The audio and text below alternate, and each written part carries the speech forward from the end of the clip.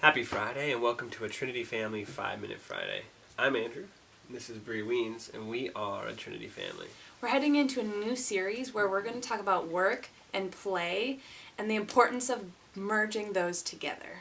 Yeah, and the phrase we're going to really be camping on and helping to unpack is work at play and play at work. And today we just kind of want to introduce that concept and really the critical mindset that says, okay, both of these words have deep connotation in our society. Work tends to have the connotation of adultish, boring, drudgery, hard, all of those things. Some of which are true, some of which don't need to be. Play has the connotation of childish, naive, pointless, mindless.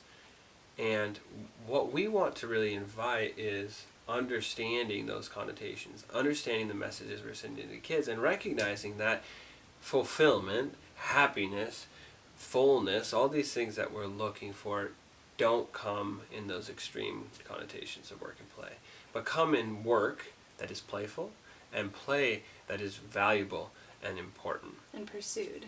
Yeah. So one thing that I've noticed this past week, we instituted a few new duties around our house, which has been really successful, sometimes hard, but something that I've noticed is with my son, he started doing the dishes. Everybody wants to do the dishes, and it's kind of like, oh, you have to wait till you're a little older, so he finally gets to do the dishes for some of the dishes at breakfast.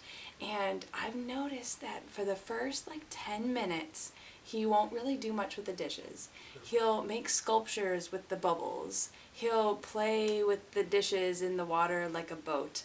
Or the other, I think it was yesterday, that he was playing with a spatula and watching how the water just fell off this spatula and played with how he could position the spatula to make it run off different or put in a finger differently. And I just observed him, and I noticed my tendency to want to say, okay, this is how you do it to be really efficient and to get it done and waste the least amount of water. And I just had to hold myself back and watch and say, this is so awesome that he can do this. And how can I learn? Not that I don't have to be efficient, but how can I learn to incorporate his play into my working and into my dishes like he is? Yeah. And to be honest, the place where I am at right now with regards to that is just removing myself from the room. Because part of the delay in our kids doing dishes is my desire to do it right. And so I've just had to say, okay, he's going to do dishes and I'm going to go do something else, and then I'll come back and check on him and I'll be like, hey, how you doing, buddy? And quick and in and out, because I'm just not in a place I would critique.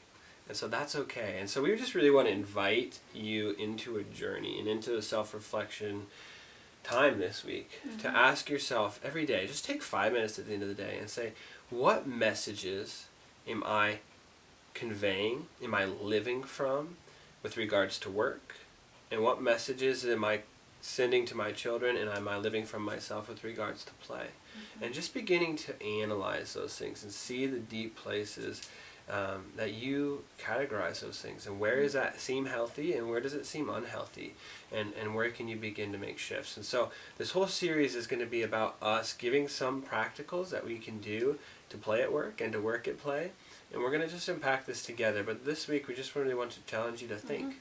We want you to observe what you think about those things and how that plays out in your family and at your workplace and wherever you go.